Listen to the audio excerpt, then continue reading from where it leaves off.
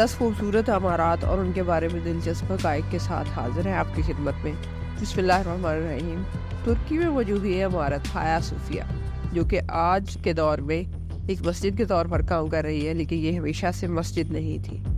इसको 537 में ऑर्थोडॉक्स गिरजाघर के तौर पर तामीर किया गया था। 1204 में सलीबियों ने इसको रोमन कैथोलिक गिरजाघर बना दिया, लेकिन 1261 में फिर ये ऑर्थोडॉक्स गिरजाघर बना। सुल्तान मोहम्मद फातिह ने 1453 में इस्तांबुल को फतह किया तो उसने इस इमारत को मस्जिद में तब्दील कर दिया, और मस्जिद में तब्दील करने के लिए उसने इस इमारत को खरीदा, इसके इर्द गिर्द की जमीन को खरीदा, राहिबों को पूरी कीमत अदा की और फिर इसको उसने मस्जिद में तब्दील कर दिया। लेकिन 1453 से लेकर 1935 तक ये एक मस्जिद के तौर पर काम करती रही।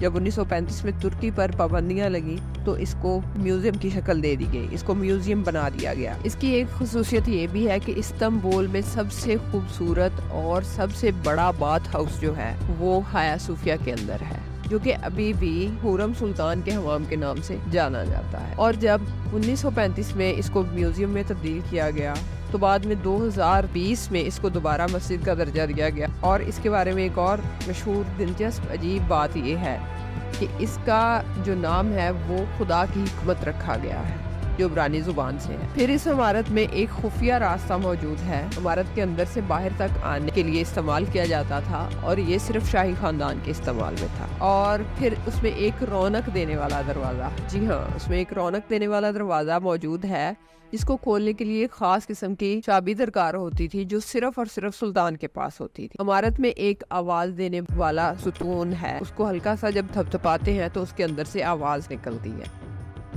ये जो स्प्रिंग की तरह बल खाती हुई बिल्डिंग आपको नजर आ रही है, ये गॉगनहाइम म्यूजियम है, जो न्यूयॉर्क में वाक़या है। न्यूयॉर्क, जिसको बड़ी बड़ी ऊंची ऊंची इमारतों का शहर कहा जाता है, उसके दरमियान में ये 5th एवेन्यू पर बनाया गया एक अजायब घर है। ये अजायब घर 1959 में मुकम्मल हुआ, और अनफॉर्चुनेटली फ्रैंक लॉयड राइट वो इसके इफ्तिताह से पहले 6 माह पहले ही उसका इंतकाल हो गया था। और ये म्यूजियम शुरू से ही बहुत ज्यादा कंट्रोवर्सीज का शिकार रहा है, और लोगों ने पहले इसका बहुत ज्यादा मजाक उड़ाया। इसके नाकदीन कहते थे कि ये ऐसे लगता है जैसे किसी ने न्यूयॉर्क की बड़ी बड़ी बिल्डिंग्स के दरमियान में एक वॉशिंग मशीन लाकर रख दी हो, क्योंकि इसकी शक्ल ही किस्म की थी कि ये ऐसे लगता था जैसे एक स्प्रिंग जो है उसको रख दिया गया हो दरमियान में। तो वो गोल गोल घूमने की वजह से शायद लोग इसको वॉशिंग मशीन का नाम दे रहे थे। कुछ लोगों ने तो यहाँ तक कह दिया कि ये लगता है जैसे कोई बन पड़ा हो, लेकिन उस आदमी ने इस तमाम तनकीद का उसने बड़ी कुशादा दिली से सामना किया। बहुत सारे केसेस का भी उसको सामना करना पड़ा। इसकी एक अजीब बात यह है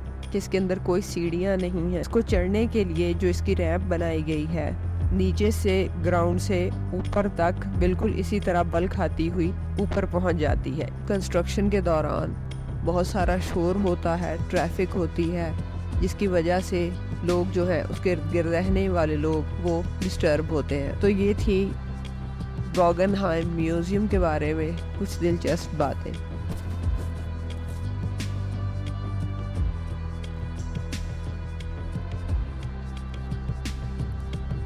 दूर से पानी में एक बहुत बड़े बहरी जहाज की तरह तैरते हुए नजर आती हुई ये इमारत सिडनी ओपरा हाउस है।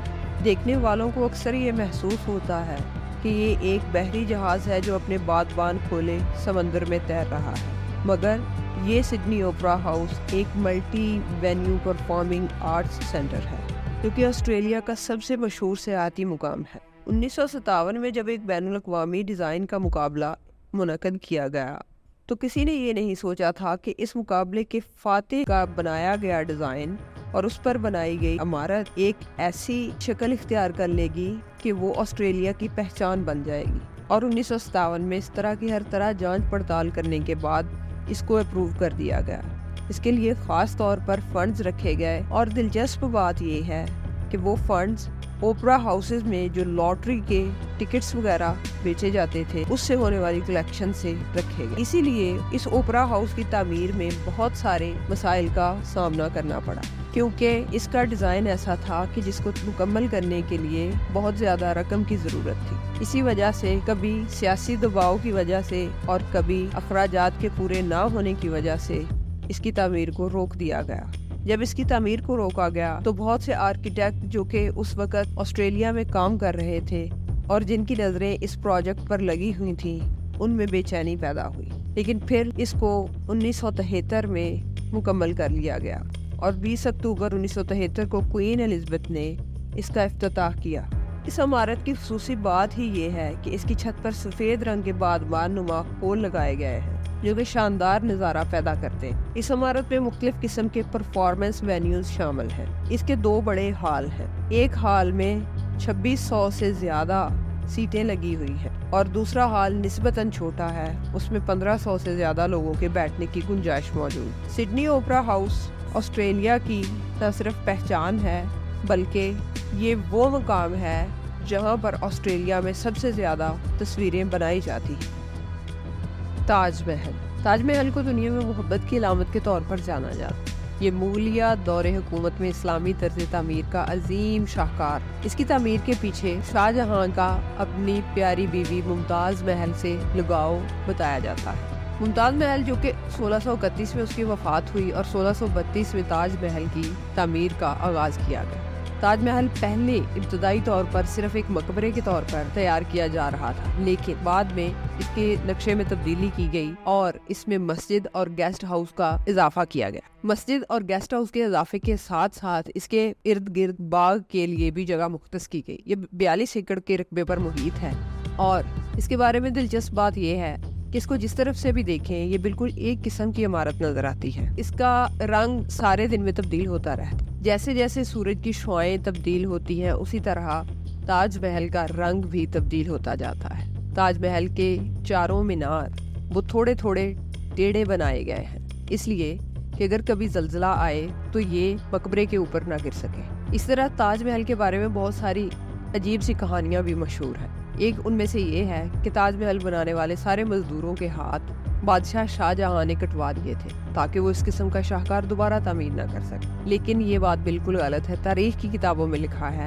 कि बादशाह ने उन्हें बहुत इनाम इकराम से नवाजा था। इसके बाद एक और कहानी जो इससे मंसूब है वो ये कि जमुना के दूसरे किनारे पर शाहजहां एक काला महल तामीर करवाना चाहता था, स्याह महल, जो कि देखने में बिल्कुल ताजमहल की तरह दिखाई देता और बिल्कुल ऐसे लगता जैसे कि ये उसकी परछाई है। लेकिन ये भी एक झूठी कहानी है।